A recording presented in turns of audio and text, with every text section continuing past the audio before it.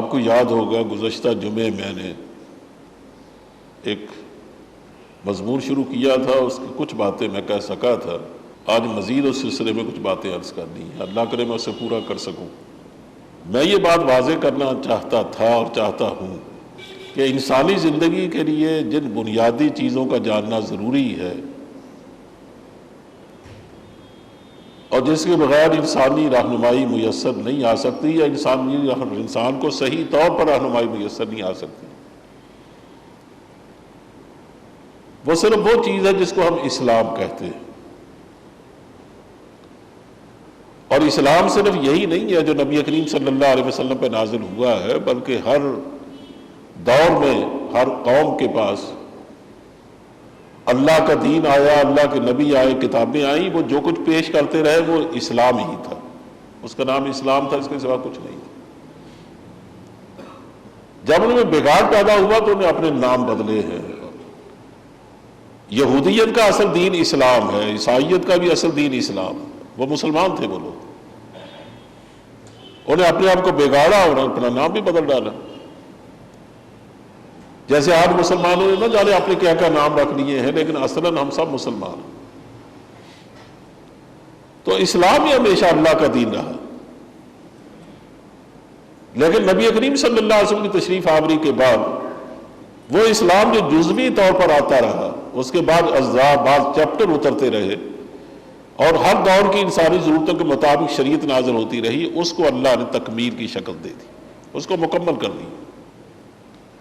حضور چونکہ آخری رسول بن کے آئے اور دین اور شریعت ہمیشہ رسول پہ نازل ہوتے ہیں، اب کسی اور رسول کو آنا نہیں تھا، یہ اللہ کا فیصلہ تھا، تو حضرت صلی اللہ علیہ وسلم کو وہ تمام صفات عطا کی گئی جو ایک مکمل رسول کے لیے ہونی چاہیے۔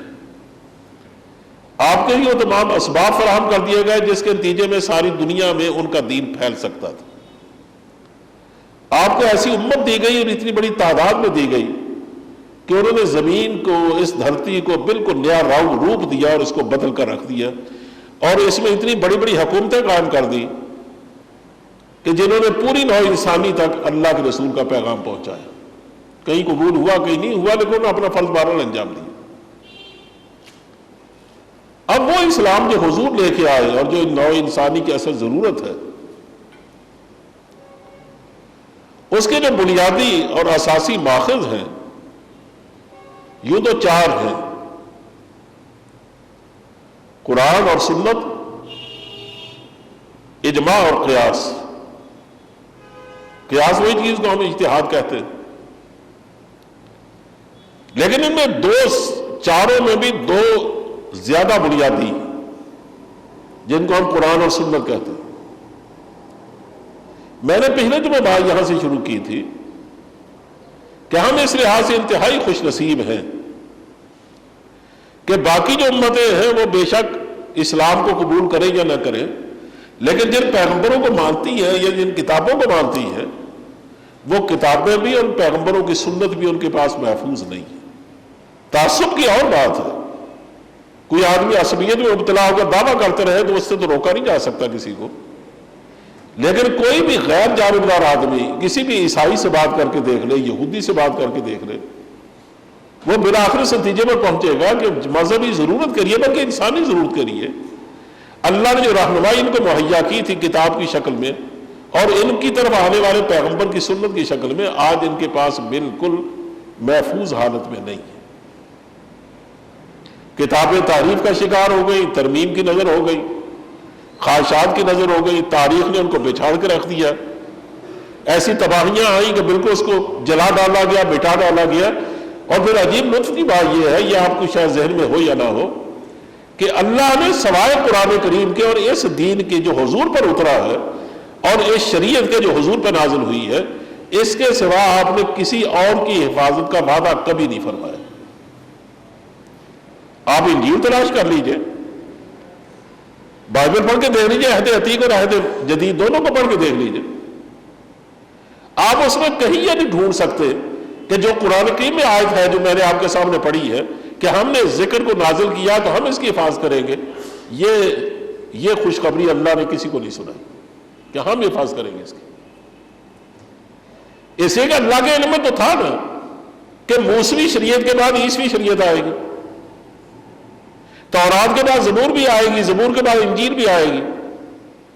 یہ بھی معلوم تھا کہ ابراہیم علیہ السلام پر صحیفے نازل ہوئے ہیں، اس کے بعد اسحاق علیہ السلام پر بھی نازل ہوں گے، اسماعیل علیہ السلام پر بھی نازل ہوں گے۔ اسے کسی ایک کی محفوظ رکھنے کا وعدہ کرنے کا مطلب یہ تھا کہ نیا صحیفہ نہ اترتا، نئی کتاب نہ آتی، نیا رسول نہ آتا۔ رسول تو تبھی آتا جب پہلی شریعت محفوظ نہیں رہتی، یا وہ اپنے دور کے لیے کارآمد نہیں رہتی۔ اس میں کسی کے حفاظت کا وعدہ نہیں فرمایا۔ لیکن قرآن کریم کے بارے میں ذکر یاد رکھیے، صرف قرآن کریم کو نہیں کہتے بلکہ قرآن کریم کی تشریحات کو بھی کہتے ہیں، جس کو ہم سنت کہتے ہیں۔ اسے قرآن اور سنت دونوں کے حفاظت کا وعدہ اللہ نے فرمایا۔ اس لیے کہ آج اگر ہمارے پاس قرآن محفوظ ہو لیکن اس کی تشریحات، اس کے اجمالات کی وضاحت، اس کے مبہمات کی شرح اور تصریح اور اس کی عملی شکل، یہ چاروں چیزیں مل کر سنت بنتی ہیں۔ اگر یہ سنت ہمارے پاس نہ ہو تو قرآن کریم تو موم کی ناک بن جائے گا، پھر آپ جو چاہیں اس کا مطلب بیان کرتے ہوئے، جو چاہیں اس کا معنی ڈھونڈتے ہوئے۔ اسے قرآن کریم کی حفاظت تو اصل میں استحباب پر ڈیپینڈ کرتی ہے کہ اگر یہ کہتا ہے اقیم الصلاۃ، نماز قائم کرو، تو نماز تو حضور کے عمل نے قائم کی ہے۔ جب تک وہ عمل ہمارے پاس نہیں ہوگا، اقیم الصلاۃ کا لفظ ہمیں کیا دے گا؟ اسے صلاۃ کے تو 25 معنی ہیں، آپ کون سا معنی اس سے لیں گے؟ اس کا وہی معنی مراد لیں گے جو حضور نے دیا، اور وہ ظاہر ہمیں سنت سے معلوم ہوگا۔ یہی الزکوٰۃ کا ہے، یہی روزے کا ہے، یہی الحج کا بھی ہے، اور تمام شریعت اسلامی کا۔ معلوم میں صرف یہ کہہ رہا تھا کہ ہم اس لحاظ سے خوش نصیب لوگ ہیں کہ قرآن بھی ہمارے پاس محفوظ ہے، اور میں اس کے بارے میں چند باتیں کہہ چکا ہوں۔ بالکل اسی طرح حدیث بھی ہمارے پاس محفوظ ہے۔ قانون کے حدیث کا وہ حصہ جس کا تعلق احکام سے ہے، جس کا تعلق قرآن کے لازم دین کے نفاذ سے ہے، اس میں کوئی ابہام اور کوئی الجھاؤ کم از کم غیر جانبدار آدمی کو تو نظر نہیں آتا۔ ہاں کسی کے اپنے اندر الجھاؤ پیدا ہو گیا تو اس کو تو علاج کوئی نہیں۔ اب اس کی حفاظت کا جو اللہ نے وعدہ فرمایا تھا نا، جس طرح اور کس طرح اور اس کی جو حفاظت فرمائی ہے، اس کو ہم دیکھتے ہیں تو ہمیں اس کی 4 شکلیں نظر آتی ہیں۔ انہی 4 شکلوں کے ذریعے قرآن کریم کی حفاظت ہوئی ہے، اور انہی 4 اسباب کے ذریعے سے حدیث کی بھی حفاظت ہوئی۔ میں بتا چکا ہوں کہ قرآن کریم کی حفاظت 2 شکلوں میں ہوئی۔ ایک حافظے کی مدد سے کہ جو قرآن کریم حضور پر نازل ہوتا تھا حضور کو ازبر ہو جاتا تھا، چنانچہ ادھر وحی الہی جبریل جو وحی لے کے آتے تھے حضور پر خاص کیفیت طاری ہوتی تھی، جیسے وہ کیفیت ہٹتی حضور بعض وقت کھڑے ہو کر بعض وقت بیٹھے ہوئے وہ تمام آیات پڑھ کے سنا دیتے تھے جو فرماتے یہ اسی وقت مجھ پر نازل ہوئی۔ مثلا سورہ یوسف، آپ دیکھیے کتنی بڑی سورت ہے، کیا پون پارا تو ہوگا حافظ صاحب؟ پون پارے پر مشتمل ہے یہ تقریباً یہ سورت، یہ ایک ہی نشست میں حضور پر نازل ہوئی۔ اب ہم اندازہ کریں کہ کسی کو پون پارا پڑھ کے سنا دے، چاہے وہ کتنے بڑے حافظے کا مالک کیوں نہ ہو، کیا اس کو یاد ہو جائے گا؟ لیکن حضور پر جتنی وحی اترتی تھی آپ کو محفوظ ہوتی تھی، اور اس کی وجہ کیا تھی؟ اللہ نے ذمہ داری لے رکھی تھی۔ شروع میں جب یہ آیت نازل نہیں ہوئی تھی تو حضرت کا معمول یہ تھا کہ جبریل جب آپ کو آ کر پڑھ کے سناتے، آپ کے دل پہ القاء کرتے، تو آپ جلدی جلدی اس کے ساتھ پڑھنے کی کوشش کرتے تھے تاکہ کوئی لفظ مجھ سے چھوٹ نہ جائے۔ قرآن کریم نے اس سے روکا، یعنی اللہ کے نے حکم دیا اس کا کہ لا تحرک بہ لسانک لتعجل بہ، آپ اپنی زبان کو جلدی جلدی پڑھنے کے لیے حرکت نہ دیا کریں تاکہ کوئی لفظ رہ نہ جائے۔ ان علینا جمعہ وقرآنا، اس کا جمع کرنا اور پھر اس کا پڑھانا، ثم ان علینا بیانا، اور پھر اس کے مفہوم کو واضح کرنا، یہ سب ہماری ذمہ داری ہے۔ اب اس کا جمع کرنا یعنی ایسا نہیں، وہ تو کبھی ایک رکوع نازل ہوتا، کبھی ایک سورت نازل ہوتی، کبھی چند آیتیں نازل ہوتی، ان تمام کو، اور پھر یہ کبھی کوئی سورت نازل ہوتی کبھی کوئی، حضور بتا دیا کرتے تھے کاتب وحی کو بلا کر کہ ان آیتوں کو فلاں سورت میں رکھنا، فلاں سے پہلے فلاں کے بعد، یہ ہے جمع کرنا. یہ جمع کرنا بھی ہے جبریل کے ہدایت کے مطابق, اللہ کی ہدایت کے مطابق حضور فرماتے تھے. کہا یہ جمع کرنا بھی ہماری ذمہ داری ہے. پھر اس کو آپ کی زبان سے پڑھانا, لوگوں کی زبان میں بھی عام کر دینا, اور آپ اس کا چلن قائم کر دینا, یہ بھی ہماری ذمہ داری ہے. ثم ان علینا بیانا, اور پھر اس کے مفہوم کو واضح کرنا, عمل کی شکل میں بھی, تشریح کی شکل میں بھی, یہ بھی ہماری ذمہ داری ہے. چنانچہ جب اتنی وضاحت کے ساتھ حضور کو روک دیا گیا تب حضور کو تسلی ہوئی. لیکن کیفیت یہی ہوتی تھی کہ جیسے وہ کیفیت ہٹتی, جو میں نے کئی دفعہ بیان کر چکا ہوں کہ سخت سردیوں کے دنوں میں آپ پسینہ پسینہ ہو جاتے تھے. سخت سردیوں میں ٹپ ٹپ گرتے تھے قطرے پسینے کے حضور کا پیشانی مبارک سے. اور سخت گرمیوں کے دنوں میں آپ کے دانت یوں بجتے تھے جیسے ٹھٹھا ہوا آدمی اپنے دانتوں کو بجنے سے روک نہیں سکتا, آپس میں دانت بجتے تھے. حضرت عمر فاروق نے ایک سے زیادہ مرتبہ خود وحی اترتے ہوئے دیکھی, اور وہ فرماتے ہیں کہ اگر قریب بیٹھ کر سنا جائے تو یوں لگتا تھا جیسے مکھیاں بھنبھنانے کی آواز آتی. لگتا ہے جو دائیں بائیں فرشتے ہوتے تھے ان کے پروں کی آواز تھی, ورنہ وہ بھی قریب نہیں جا سکتے تھے جب جبریل وحی اتارتے تھے. اتنا سخت پہرا ہوتا تھا کہ قریب ہزاروں کی فرشتوں کی تعداد میں حضرت جبریل قرآن کریم لے کے اترتے تھے. پوری کائنات پر سناٹا جاری ہو جاتا تھا اس فضا میں جہاں سے حضرت جبریل گزر کے آتے تھے. انتہائی حفاظت میں قرآن کریم نازل کیا جاتا. تو میں نے عرض کیا کہ بڑی سے بڑی لمبی سورت بھی اتری ہے, تو حضور نے کھڑے ہو کے سنا دی, جیسے میں نے سورہ یوسف کی مثال دی. یعنی اس کو اول سے لے کر آخر تک پوری سورت کو ایک ہی نشست میں حضور نے سنا. بہرحال اس طرح قرآن کریم کی حفاظت ہوئی, حافظے کے ذریعے سے بھی اور ساتھ ساتھ لکھنے کے ذریعے سے بھی. اور بعد میں قرآن اس کو کتابی شکل میں آپ جانتے ہیں کہ صدیق اکبر نے بھی مرتب کروایا سرکاری طور پر, اور بعد میں عثمان غنی نے بھی اس کے مختلف نسخے تیار کروا کے پورے عالم اسلام میں اس کو پھیلا دیا. اس وقت کا عالم اسلام 7 بڑے ملکوں کی شکل میں, اگرچہ اس کو 7 صوبے کہا جاتا تھا, 7 منطقے, لیکن وہ تو ملک سے بھی بڑا تھا. ایک ایک صوبہ اس کا ایک ایک ملک کے برابر بلکہ اس سے بھی بڑا تھا.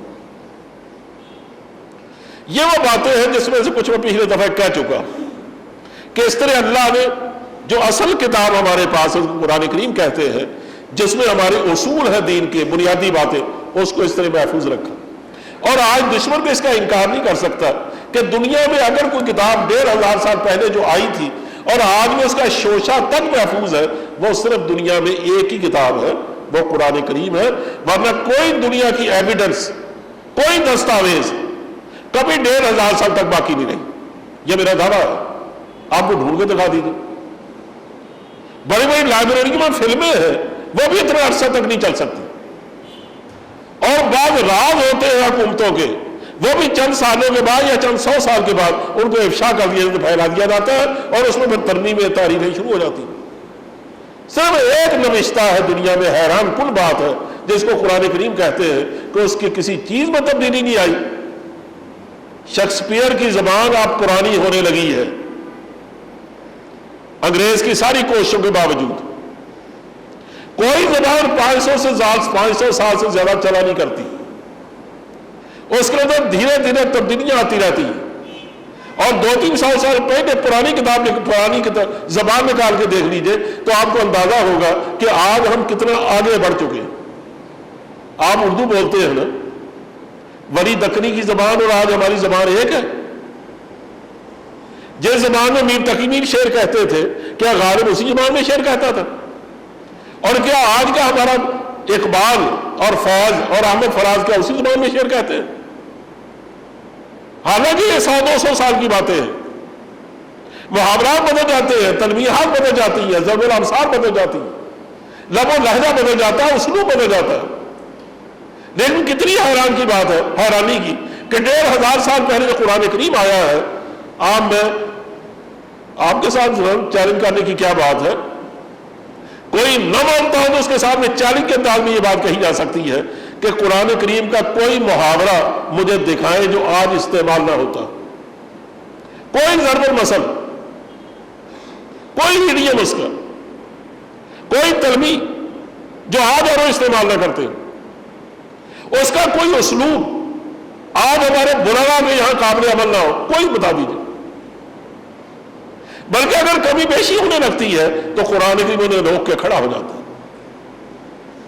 عرب میں لیفٹسٹوں نے، لیفٹ کے لوگوں نے اور ملحد قسم کے لوگوں نے بہت کوشش کی کہ ان کی عام جو عامیہ زبانیں ہیں جو وہ بولتے ہیں، وہ جو کہ ہر علاقے کے مختلف ہیں، انہوں چاہا تحریر کی زبان بھی یہی یعنی اخباروں میں بھی یہی زبان استعمال کی جائے، لیکن قرآن کریم نے ان کو ہلنے نہیں دیا۔ مسلمانوں کی مجموعی عصبیت نے ان کو یہ فیصلہ نہیں کرنے دیا۔ آج آپ مصر میں جائیں گے تو وہاں کی تحریر کی زبان وہی ہے جو سعودی عرب کے شائع ہونے والے اخباروں کی، اور جب آپ اس کو پڑھیں گے تو آپ دیکھیں گے تو بالکل وہی قرآن کریم کی زبان ہے۔ اس طرح اللہ نے اس کتاب کو محفوظ رکھا، بالکل انہی اسباب سے حدیث بھی محفوظ رہی۔ سب سے پہلا سبب کیا ہے؟ یادداشت۔ اللہ نے اس قوم میں نبی کریم صلی اللہ علیہ وسلم کو بھیجا اور کتاب اتاری، اس کی خصوصیات بہت ساری ہیں اس قوم کی۔ بلا سبب اللہ کے رسول نہیں آیا کرتے کسی قوم میں۔ ہماری یہاں غلط فہمی پیدا ہوئی، حالی مرحوم نے اور سیاق میں بات کہی تھی کہ ڈنگر ڈھور قرار دیا ان کو اخلاق کے اعتبار سے، لیکن جہاں تک خصوصیات کا تعلق ہے کوئی قوم اپنی خصوصیات میں ان سے بہتر نہیں تھی، انہیں بہت خصوصیات تھی، لیکن ایک خصوصیت ایسی ہے جس میں وہ منفرد ہے پوری دنیا میں۔ وہ خصوصیت کیا ہے؟ وہ ہے ان کے حافظے کی قوت۔ وہ بالکل امی لوگ تھے، ان پڑھ لوگ تھے، ان کو ہر بات زبانی یاد رہتی تھی۔ آپ کسی عرب سے پوچھ کے دیکھ لیتے، اس زمانے میں اگر آپ ہوتے، پوچھتے بتاتے رہو تمہارا کس قبیلے سے تعلق ہے، وہ اپنا پورا شجا نسب زبانی آپ کو سنا سکتا تھا، جس میں سینکڑوں نام ہوتے۔ آپ سنا سکتے؟ آپ کو پتہ نہیں ہمارا شجا نسب کیا ہے، اور اسی ذاتیں بدلتی رہتی۔ ان کے یہاں خاندان بدلنا یہ باپ بدلنے کے مترادف تھا، اور کوئی آدمی اس میں تبدیلی نہیں کر سکتا تھا، اس لیے کہ بڑے بڑے لوگ شجا نسب کو جاننے والے ہوتے تھے۔ حضرت صدیق اکبر جو خلیفۃ الرسول ہے وہ انصاب کے سب سے بڑے ماہر تھے، یعنی مختلف قبیلوں کے نسلوں کے حافظ تھے، حتیٰ کہ ان کے اپنے جانور تک کوئی ان کا ایسا اچھا اونٹ نہیں تھا جس کا نام نہ ہو۔ وہ آپ کو بتا سکتے یہ میرا اونٹ کہاں سے آیا، اس کا باپ کہاں ان کا تھا، اس کی ماں کہاں کی تھی، یہ کن کن گھرانوں میں ہوتا ہوا میرے مجھ تک پہنچا ہے، یہ اس کی نسل ہے، اور وہ جو فلاں بڑا سانڈ تھا نا یہ اس کی اولاد ہے۔ یہی حال ان کے گھوڑوں کا تھا۔ ان کی تلوار کے حیران ہوں گے آپ، جو الفاظ ہے نا، آپ تلوار کے 2-3 الفاظ سے آگے نہیں بڑھ سکتے، لیکن وہ تلوار کے لیے عربی زبان میں جو الفاظ استعمال ہوتے تھے ان کی تعداد 3000 تک پہنچتی ہے۔ 3000، اتنی مالدار زبان۔ شعر کے لیے 500 الفاظ بولے جاتے تھے۔ اس کی وجہ کیا تھی؟ کہ بڑا کا حافظہ تھا ان کا۔ وہ کیبنری آپ کو اسی زبان میں ملے گی جس کا حافظہ بڑا مضبوط ہوگا۔ مجھے اچھی طرح یاد ہے خواجہ حسن نظامی مرحوم نے ایک جگہ بڑی معذرت کے انداز میں لکھا ہے کہ میں مترادفات نہیں استعمال کرتا اپنی تحریر میں، اور میری تحریر میں آپ دیکھیں گے کہ چند الفاظ پھر پھر کے آتے ہیں، کہا اس کی وجہ یہ ہے کہ میرا حافظہ اچھا نہیں، مجھے الفاظ یاد نہیں رہتے۔ لیکن عربوں میں آپ جو مترادفات دیکھتے ہیں کہ آبشار کی طرح گرتے ہیں، اور حیرت کی بات ہے کہ بعد ان میں ایسے لوگ بھی پیدا ہوئے کہ وہ اگر 3-3 4-4 گھنٹے تقریر کرتے تھے نا تو جو لفظ ایک دفعہ ان کے منہ سے نکل جاتا تھا دوبارہ ان کی تقریر میں آنے میں نہیں آتا تھا۔ صاحبان ابن وائل حضرت علی کے زمانے میں بھی ہوئے، امیر معاویہ کے زمانے میں بھی، اور بعد میں شاید کسی حد تک زندہ رہے۔ ان کا حال یہ تھا کہ وہ اپنی پوری تقریر میں ایک لفظ کو دہراتے کبھی نہیں تھے۔ ہمارے یہاں میرے گھر میں ایک ابو الکلام کا نام لیا جاتا ہے، لیکن میں نے ان کو سنا نہیں، دیکھا نہیں، اسے میں نہیں کہہ سکتا کچھ، لیکن پڑھنے میں آیا ہے کہ وہ اس بات کی احتیاط کرتے تھے کہ اپنی تحریر اور تقریر میں ریپیٹیشن نہیں ہونی چاہیے، اب دوبارہ لفظ نہ آنے پائے، اسی کو ابو الکلام کہہ رہتے تھے۔ لیکن وہ بھی میں سمجھتا ہوں اس پائے کے آدمی نہیں ہوں گے جیسے عربوں کے گھر گھر میں نظر آتے تھے. اور اس کی وجہ کیا تھی؟ ان کا حافظے کا بہت مضبوط ہونا. اور یہ حافظہ ان کو جو اللہ نے اتنا مضبوط دیا تھا، اور بھی بہت ساری حکمتیں ہوں گی، لیکن میں سمجھتا ہوں اس کی سب سے بڑی حکمت کیا تھی کہ ان کو اللہ کی کتاب کو بھی محفوظ رکھنا تھا اور اللہ کے رسول کی سنت کو بھی محفوظ کرنا تھا. اسے اپنا رسول ایک ایسی قوم میں بھیجا کہ جو فرمانے وہ بھولنے نہیں پا. حضرت ابو ہریرہ وہ یمن سے آئے تھے. اسی ان کا حافظہ مکے کے رہنے والے لوگ، مدینے کے رہنے والے لوگوں کی طرح مضبوط نہیں تھا، کیونکہ یمن والوں کا حافظہ اتنا مضبوط نہیں ہوتا تھا. وہ عدنانی عرب نہیں تھے، وہ قحطانی عرب تھے. اور یہی وجہ ہے کہ ہمارے جو انصار تھے ان کے بارے میں ہم یہ نہیں کہہ سکتے کہ ان کا حافظہ مہاجرین کی طرح ہوگا. اس کے باوجود دیکھتے ہیں کہ حضرت ابو ہریرہ سب سے زیادہ حدیث بیان کرتے ہیں. اور وجہ اس کی کیا ہے؟ انہیں خود بیان فرمایا کہ میں نے حضور سے شکایت کی کہ حضور مجھے انتہائی لگن ہے جناب کے ارشادات سے، میں ایک ایک پر جان دیتا ہوں، لیکن میں کیا کروں، کوشش کے باوجود بعد وہ بھول جاتا. آپ نے چادر بچھا دی، فرمایا اس پر بیٹھ جاؤ. پھر دعا مانگی کہ یا اللہ آج کے بعد ابو ہریرہ دین کی جتنی باتیں سنے اور ان کو محفوظ کرنا چاہے اس کو بھولے نہ کبھی. دعا کرنے کے بعد آپ نے چادر کو اکٹھا کیا، ان کے سر پر رکھ دی، فرمایا جاؤ. حضرت ابو ہریرہ کہتے ہیں اس کے بعد میں کبھی نہیں بھولا. 5374 حدیثیں انہوں نے نقل کی ہیں حضور سے. اور ان کے حافظہ کی آپ اس سے بھی اندازہ کریں کہ کتنا مضبوط حافظہ تھا کہ عبد الملک بن مروان کے زمانے میں بوڑھے ہو چکے تھے. یہ بنی امیہ کا حکمران ہے عبد الملک بن مروان، جسے حجاج بن یوسف جیسا ظالم پالا اور اسی سے مروایا، قتل کروایا، بلکہ کہنا چاہیے حضرت عبداللہ بن زبیر کو. لیکن بہرحال آپ جانتے ہیں کہ اس سے بڑی ان کی عمر خاصی گزر چکی تھی. لیکن اس وقت ان کے حافظے کی مضبوطی کا عالم یہ تھا کہ عبد الملک بن مروان نے یہ امتحان لینے کے لیے کہ میں دیکھوں کہ اس کا حافظہ کتنا ہے، یہ جو اتنی روایات بیان کرتے ہیں، ان کو کہا کہ آپ فلاں فلاں موضوع پر ہمیں احادیث سنائیں. چنانچہ ان حوالوں سے انہوں نے سینکڑے حدیثیں سنائی. ان کو انہیں پیچھے ایک کاتب بٹھایا ہوا تھا، وہ جو حدیث سناتے وہ لکھ رہا تھا. ٹھیک 1 سال کے بعد اسی تاریخ کو حضرت ابو ہریرہ ماشاءاللہ زندہ تھے. عبد الملک نے پھر ان کو بلایا اور ان سے کہا کہ پچھلے سال فلاں فلاں موضوع پر میں نے آپ سے کچھ احادیث سنی تھی، ان میں بہت ساری باتیں ہم لوگ بھول گئے ہیں، آپ مہربانی کریں ہم اس کو دوہرا دیں، بتا دیں آپ نے کیا کیا حدیث سنائی تھی. وہ سینکڑے حدیثیں، آپ کو تو نہیں معلوم تھا پیچھے کو بیٹھا لکھ رہا یا میرا امتحان لے رہا، لیکن آپ نے وہ سینکڑے حدیثیں اسی ترتیب کے ساتھ دوبارہ پڑھ کے ان کو سنائی اور وہ شخص بیٹھے پیچھے دیکھتے رہے. اس میں ایک لفظ کا بھی ہیر پھیر نہیں تھا. تب عبد الملک نے کہا یا اللہ تیرا شکر ہے تو نے اپنے پیغمبر کے ماننے والوں میں ابو ہریرہ جیسے لوگوں کو پیدا کیا. مجھے شبہ تھا کہ اس کو کہاں اتنا یاد رہتا ہوگا، لیکن آج تو میں نے تجربہ کر کے دیکھ لیا کہ یہ واقعی شخص بھولتا نہیں. ایک اور چھوٹا سا واقعہ کہ جیسے معلوم ہوتا ہے کہ حضرت صلی اللہ علیہ وسلم یہ بات جانتے تھے کہ مجھے جو امت ملی ہے نا ان کا حافظہ بے پناہ، یہ بھولتے نہیں. چنانچہ آپ نے فتح مکہ کے موقع پر جو ایک مختصر خطبہ ارشاد فرمایا چند منٹ کا، لیکن وہ بھی زیادہ چند صفحوں میں پھیلا ہوا ہے. آپ جب خطبے سے فارغ ہوئے تو ابو شاہ یمنی ایک صحابی ہے، وہ بھی یمن کے، انہوں نے آ کر حضور سے کہا کہ حضور میں یمن سے آیا ہوں، یمن کا رہنے والا ہوں، میں نے آپ کا خطبہ سنا، میرا جی چاہتا میں اس کو محفوظ رکھوں، لیکن ظاہر ہے کہ ایک دفعہ سن کے تو میں محفوظ نہیں رکھ سکتا، تو آپ دوبارہ خطبہ دیں تاکہ میں اس کو لکھ لوں. تو آپ نے صحابہ کی طرف منہ کر کے فرمایا اس کو لکھوا دو.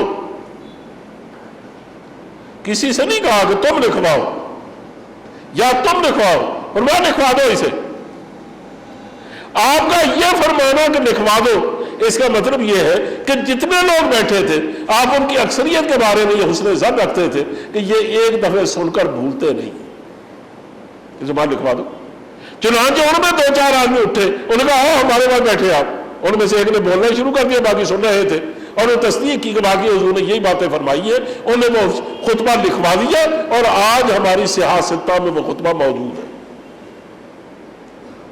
اسے آپ اندازہ کر سکتے ہیں اس امت کے لوگ اور ان کی اکثریت کتنے بڑے حافظے کی مالک تھی، اور یہ حافظہ ان کو کیوں عطا کیا گیا تھا؟ اس لیے کہ بہت بڑی ذمہ داریوں نے ادا کرنی تھی.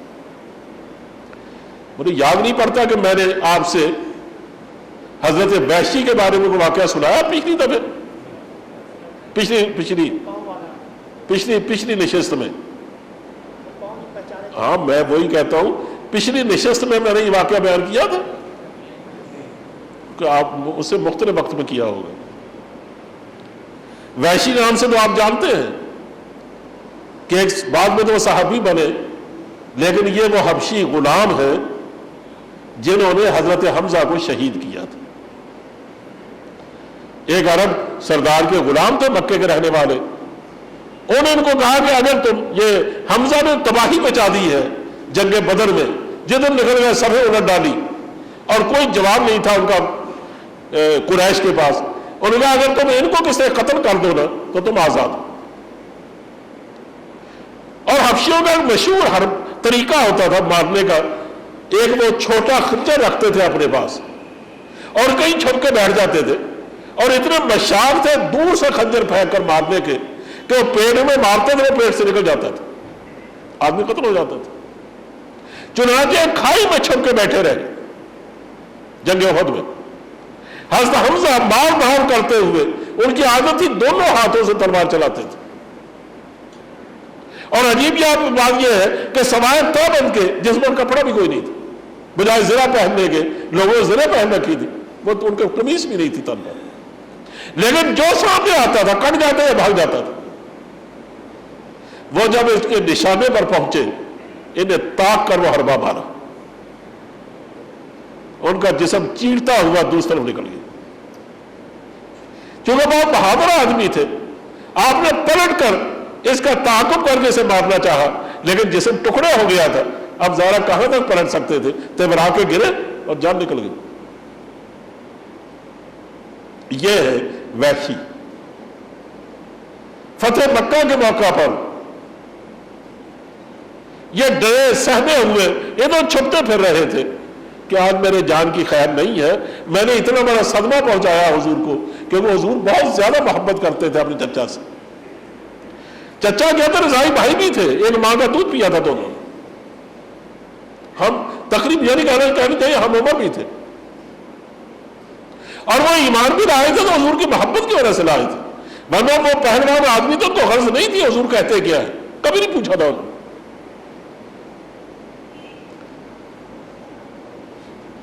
بل کسی نے بتایا حضرت وحشی کو کہ تم خواب کا مارے مارے پھر رہے ہو، تم جانتے نہیں ہو اصل میں نبی کریم صلی اللہ علیہ وسلم کو. جاؤ جا کر ان کے سامنے جا کر اقرار کرو اپنے گناہ کا، اور ساتھ یہ کہو کہ میں ایمان لانا چاہتا ہوں، تو حضور کبھی انکار نہیں کریں گے. بل سہمے ہوئے ڈرے ہوئے حضور کے سامنے گئے، جا کر بیٹھے، انہیں اپنا نام بتایا تو آپ فوراً سمجھ گئے. اور میں کہا اچھا تم وہی ہو جس نے حمزہ کو قتل کیا تھا؟ انہوں نے کہا جی ہاں میں وہی گناہ گار، میں ایمان کے لیے آیا. آپ نے ہاتھ آگے بڑھا دیا، بیعت کے لیے کچھ نہیں فرمایا. بیعت کی، کوئی کلمہ شریف پڑھایا، کوئی نصیحتیں فرمائی. آخر میں صرف اتنی بات فرمائی کہ وحشی تمہارا ایمان میں نے قبول کر لیا، اللہ قبول کرے، لیکن صرف میں تم سے ایک بات کہتا ہوں کہ میرے سامنے نہ آنا، مجھے چچا یاد آئے. میں ان کا صدمہ بھولا نہیں، کہا میرے سامنے نہ آنا. چنانچہ باہر سے وہ مدینہ چھوڑ کر ملک شام چلے گئے تاکہ میں حضور کے سامنے نہ ہوں. لیکن جب جعلی نبیوں نے دعویٰ کیا، مسلمہ نے دعویٰ کیا نجد میں، تو پھر یہ واپس لوٹ آئے اور انہوں نے اسی حربے سے، اسی طریقے سے مسلمہ کو بھی قتل کیا، جبکہ اس کے بعد بلا کی طاقت وہ 40,000 کا لشکر لے کے آیا تھا اور مسلمانوں کے پاس تعداد صرف 11,000 تھی، اور مسلمانوں میں جنگ میں اتنا نقصان ہوا ہے کہ جتنا کسی جنگ میں نہیں ہوا۔ 400 ایسے صحابہ شہید ہوئے ہیں جو حافظ قرآن تھے، بل جب اس کو اسی طرح حربہ پھینک کے مارا تو تب کہتے تھے کہ آج میں نے حضور کی روح کو آسودگی دی ہے، حضور خوش ہوں گے کہ میں نے انتقام لے لیا، کہ میں نے اپنے گناہوں کی تلافی کر دی۔ بل یہ شان میں تھے کہ حضرت عمرو زمری کہتے ہیں، بخاری کی روایت اور مسلم کی بھی، وہ فرماتے ہیں کہ مکہ معظمہ کے رہنے والے ایک صاحب جو ظاہر صحابی رسول تھے، وہ ان کا نام تھا، دیکھو میرے ذہن سے ان کے باپ اور دادا کا نام میرے ذہن میں تھا، وہ اتر گیا ہے، بہرحال وہ مکے کے رہنے والے تھے۔ ان کو ایک دفعہ کی ضرورت کے تحت حضرت وحشی سے ملنے کے لیے جانا پڑا، چنانچہ ملک شام کا سفر کیا۔ جب وہاں پہنچے، ان سے ملاقات ہوئی تو انہوں نے انہیں دیکھتے ہی ان کے والد کا نام لیا، تو وہ حیران ہو کر کہنے لگے کہ آپ مجھے جانتے ہیں کہ میں ان کا بیٹا ہوں؟ انہوں نے کہا جاننے کی ایسی بات نہیں ہے، بات یہ ہے کہ میں 35-36 سال پہلے مکہ معظمہ میں تھا اور تیرے باپ کے گھر میں ایک بیٹا پیدا ہوا تھا، اور میرے تیرے باپ نے یہ کہا وہ اس کے اندر گھر سے لے کے آئے اور اس کو ایک کپڑے میں لپیٹا ہوا تھا، صرف اس کے پاؤں ننگے تھے۔ میں نے صرف بچے کے پاؤں دیکھے، باقی اس میں ڈھکا ہوا تھا۔ مجھے کہنے کہ یہ فلاں گھر میں جا کے اس کو چھوڑا، وہاں وہ خاتون آئیں گی جس نے اس کو دودھ پلانا ہے، وہ اپنے ساتھ لے جائے گی، تم جاؤ اس کو فلاں گھر میں چھوڑا۔ تو میں نے جاتے ہوئے وہ پاؤں دیکھے تھے، کہا وہ پاؤں تیرے پاؤں سے ملتے ہیں جو 35-36 سال پہلے میں جس بچے کے دیکھے تھے نا پاؤں، وہ بچہ تم معلوم ہوتے ہو، میں اور تو تمہیں میں نہیں جانتا، لیکن تیرے پاؤں کو میں نے پہچان لیا ہے کہ تم وہی نوجوان۔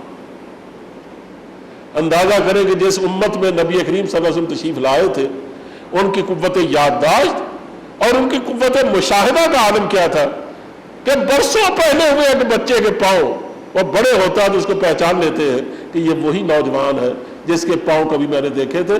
اس لیے ان لوگوں کے حافظے کی مدد سے اللہ کے رسول کی سنت کی حفاظت کی گئی۔ ایک بات میں اور آپ سے کہوں، بات یہ ہے کہ انسان میں اللہ نے ایک ایسی بات رکھی ہے کہ یہ جس چیز کو نظر انداز کر دیتا ہے وہ گھٹ جاتی ہے، اور جس چیز پر محنت کرتا ہے اس کو ترقی ہوتی۔ یہ جو ایتھلیٹ ہوتے ہیں یہ ہم سے زیادہ دوڑ لیتے ہیں، اور کیوں زیادہ دوڑتے ہیں؟ اس کے دوڑنے کی مشق کرتے ہیں۔ ویٹ لفٹر ہم سے زیادہ ویٹ اٹھا لیتے ہیں، کیوں؟ اس لیے وہ مسلسل محنت کرتے ہیں ویٹ اٹھانے کی۔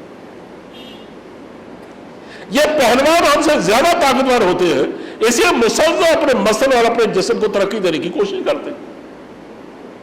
تو انہوں نے جسم کے جس حصے پر اور جس پہلو سے محنت کی ہے اس میں اللہ نے اضافہ کیا۔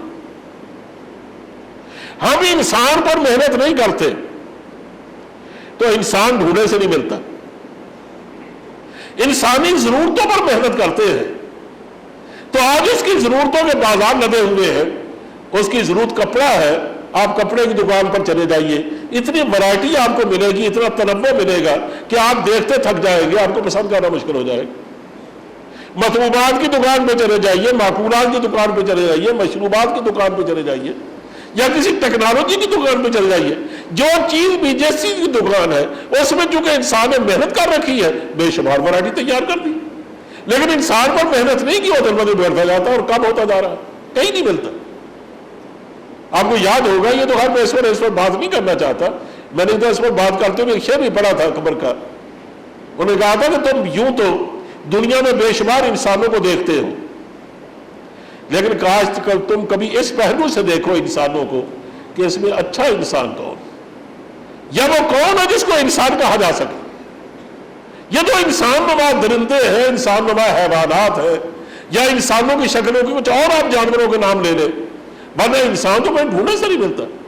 اس نے کہا تھا نقشوں کو تم نہ جانچو کہ دنیا کے نقشوں میں انسان کتنے ہیں، کہ نقشوں کو تم نہ جانچو، لوگوں سے مل کے دیکھو کیا چیز مر رہی ہے، کیا چیز جی رہی ہے، کیا مر گیا کیا زندہ. انسان مر گیا، انسان کی خواہشات زندہ، اس کی ضروریات زندہ. یہ چونکہ انسان کے ساتھ ایک چیز لگی ہوئی ہے نا، عرب چونکہ امی تھے، وہ ہر چیز کو چونکہ محفوظ رکھتے تھے اپنے حافظے کی مدد سے، تو اللہ نے ان کا حافظہ بڑھا دیا تھا. ہم چونکہ ہر چیز کو لکھ کے محفوظ کرتے ہیں، ہمارے لکھنے کی طاقت بڑھ گئی ہے، یادداشت کم ہو گئی ہے بلکہ نہ ہونے کے برابر. ہم مسلسل بیٹھ کے کام کرنے کے عادی ہیں، ٹانگیں جواب دے گئی، دوڑنا ختم ہو گئی. مطلب جس چیز کو آپ اگنور کریں گے وہ ختم ہو جائے گی، جس چیز میں آپ محنت کریں گے وہ ترقی کریں. تو ان کا حافظہ بعض دفعہ جو ہمیں حیران کن دکھائی دیتا ہے کہ یہ کیسے ہو سکتا ہے کہ 200 سے 100 شعر کا ایک قصیدہ ایک شاعر کھڑا ہو کر پڑھتا ہے، کوئی چیز لکھنے کی محفوظ پاس نہیں ہے. مختلف قبیلوں سے آئے ہوئے لوگ وہ جا کر اپنے قبیلوں میں وہ پورے کا پورا قصیدہ جا کے دہراتے ہیں اور زبانوں پر جاری ہو جاتا ہے. تو وہ کس طرح پھیلتا ہے؟ اخبارات کی مدد سے نہیں، حافظے کی مدد سے. اب 200 شعر آدمی کو ایک دفعہ سن کے یاد ہوتے، ان کو ہوتے تھے، مجھے اور آپ کو نہیں ہوتے. میں نے شاید ایک دفعہ اس طرح کو باتیں کرتے ہوئے مثال بھی دی تھی کہ اورنی تو ابوالفضل اور فیضی کو آپ جانتے ہوں گے. ابوالفضل ایک دفعہ ایک قصیدہ سنتا اس کو یاد ہو جاتا، فیضی 2 دفعہ سنتا اس کو یاد ہو جاتا. وہ عجیب پریشان کن صورتوں میں پیدا کرتی تھی کہ بادشاہ کے دربار میں لوگ جاتے کو قصیدہ لکھ کر، یعنی کوئی ان کے تاریخ میں نظم لکھ کے لے جاتے اور جا کر سناتے تاکہ ہمیں کوئی انعام ملے گا. تو ابوالفضل اٹھ کر کہتا کہ یہ تو میرے اشعار ہیں. انہوں نے کہا بھائی میں تو آج ہی لکھ کے لایا ہوں، تمہارے کہاں سے ہو گئے؟ انہوں نے کہا اچھا مجھ سے سن لو. وہ پڑھ کے سنا دیتا تھا. اس کو پھر بھی شبہ ہوتا تو فیضی اور کھڑا ہوتا، وہ کہتا ہاں میرا بھائی ٹھیک کہتا ہے، تم بے شک مجھ سے سن لو. اب چونکہ 2 دفعہ اس کو دہرایا گیا نا تو فیضی بھی سنا دیتا تھا. اس امت میں اللہ نے بات کی لوگوں کے لیے یقین دلانے کے لیے ایسے لوگ پیدا کیے. امام بخاری جس بات کو سنتے تھے بھولتے نہیں تھے. وہ حدیث نہیں تھی جو امام بخاری کے حافظے میں نہیں تھی. یہی حال امام مسلم کا تھا، یہی حال زیادہ تر محدثین کا حال تھا. ان کو اللہ نے بلا کے حافظے دیے تھے. ابن حجر اسقلانی کے بارے میں تمام اہل علم اس بات کی گواہی دیتے ہیں کہ کتابوں کی کتابیں ان کے ذہن میں محفوظ تھیں، حدیث ہی نہیں دوسری کتابیں بھی.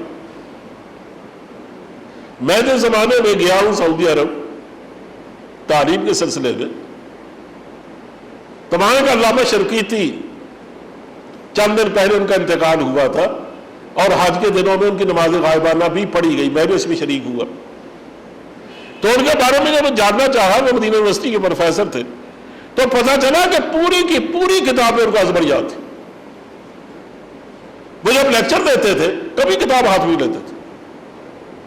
حتیٰ کہ ان کے لیکچر میں شاہ فیصل بھی شریک ہوئے تو حیران رہ گئے کہ وہ حدیث پڑھا رہے ہیں اور پوری کی پوری حدیث کی عبارتیں مسلسل کئی گئی حدیث ہے، وہ زبان میں پڑھ رہا ہے، اس کی وضاحت کر رہے ہیں، کوئی کتاب ان کے سامنے نہیں. اور یہ تو ہم نے اپنی آنکھوں سے دیکھے نا. آج بھی عرب علماء کہ رسم کا طریقہ یہ ہے کہ بڑے سے بڑے فن کو وہ 1000 اشعار میں بند کر دیتے، اس کا نام وہ الفیہ رکھتے. مثلا الفیہ ابن مالک مشہور ہے. یہ میں واقعہ ایسے ہی سنا رہا ہوں تاکہ پتہ چلے کہ حافظہ کیا شے ہے. باقی باتیں بعد میں کہوں گا، وقت ختم ہو رہا ہے. ابن مالک کے بہت بڑے عالم گزرے ہیں. انہوں نے حالانکہ عربی کی گرامر آپ جانتے ہیں بہت وسیع ہے، انہوں نے اس کو 1000 شعروں میں بند کر دیے. اب الفیہ ابن مالک 1000 اشعار پر مشتمل ایک کتاب ملتی ہے. آپ عرب کسی بھی عرب یونیورسٹی میں چلے جائے، وہاں استاد جو گرامر پڑھاتا ہے نا عربی کی، اس کے ہاتھ میں صرف وہ الفیہ ہوتا ہے، اور بعضوں کے ہاتھ میں وہ بھی نہیں ہوتا، وہ آتے ہیں وہاں پر بلیک بورڈ پر چند اشعار عرفیہ کے زبانی لکھتے ہیں، پھر آگے مثالیں لکھتے ہیں اور اس کے بعد لیکچر دیتے ہیں۔ اسی طرح علامہ شنقیطی نے پورے اصول فقہ کو 1000 اشعار میں بند کر دیا تھا، شعر کہتے تھے پورے اصول فقہ، اس کے تمام اصول اس پہ آ گئے تھے۔ یہ میں اس لیے بتا رہا ہوں کہ، اور یہ میری شاید ایک دفعہ آپ کو مثال دی تھی کہ ہمارے دارالدیوبند کے شیخ الحدیث گزرے ہیں سید احمد شاہ صاحب، وہ جن زمانے میں جامع ازہر کے دورے پر گئے مصر میں، تو اخبارات نے خبر لگائی، انہوں نے کہا ایک وفد جا رہا ہے جامع ازہر کا دورہ کرنے، اور ان کے ساتھ ایک چلتا پھرتا کتب خانہ بھی ہے، اور چلتے پھرتے کتب خانے سے مراد کون تھا؟ سید احمد شاہ صاحب، اور کہا جاتا ہے کہ ساری احادیث ان کے حافظے میں تھی، حتیٰ کہ حیرت انگیز بات یہ ہوئی کہ وہاں جا کر ان کی لائبریریوں نے دیکھی تو وہاں فقہ کی ایک کتاب ہے نور الایضاح، جو آج بھی بات دینی مدارس میں پڑھائی جاتی ہے، بعد میں نہیں پڑھائی جاتی، ہوگی وہ 300 صفحے کی کتاب، انہوں نے اس کا قلمی نسخہ دیکھا تو انہوں نے کہا یہ کتاب ہمیں دے دو، ہم وہاں سے ہندوستان شائع کر دیں گے اسے۔ انہوں نے کہا جی نہیں، ہم اس کے شائع کرنے کا خود بندوبست کر چکے ہیں اور انشاءاللہ جلدی آپ کو بھیجیں گے۔ سید صاحب فرمانے لگے کہ اچھا آپ اس طرح کریں کہ مجھے پڑھنے کو دے دیں تو صبح میں واپس بھیج دوں گا۔ چنانچہ رات وہ اتنی ضخیم کتاب 250 صفحے کی تقریباً، وہ رات آپ نے پڑھ لی، دیوبند آ کر وہ کتاب لکھوا دی اور چھپوا کر پہلا نسخہ انہیں جامع ازہر کو بھیجا، وہ تو کتاب ہمارے دینی مدارس میں موجود ہے۔ اگر 14ویں صدی میں ایسے حیرت انگیز حافظے والے لوگ پیدا ہو سکتے ہیں تو ابو ہریرہ کے بارے میں کیوں شبہ ہے؟ اس طرح سعد بن عبادہ کے بارے میں کیوں شبہ؟ انہیں آپ جب باقاعدہ آپ نے نوشتہ مرتب کیا تھا۔ اس سے عبداللہ بن عمرو بن عاص کے بارے میں کیوں شبہ؟ اس سے عبداللہ بن عباس کے بارے میں کیوں شبہ؟ یہ بڑے حضرت عائشہ کے بارے میں کیوں شبہ؟ یہ وہ لوگ ہیں جن کے واسطے سے ہزاروں احادیث ہم تک پہنچی، اسی لیے اللہ نے ان کو کمال کا حافظہ دیا تھا، وہ بھولتے نہیں تھے۔ تو بعد آج میری گفتگو صرف یہاں تک رہی ہے کہ اللہ کے رسول کی سنت محفوظ رہی ہے حافظے کی مدد سے، لیکن صرف حافظے کی مدد سے نہیں، 3 ذرائع اور بھی ہیں جس پر انشاءاللہ اگلی دفعہ گفتگو کروں گا۔ وقت تو 2-3 منٹ اوپر ہو گئے، سنتیں پڑھ لیجئے۔ وآخر دعوانا الحمدللہ رب العالمین۔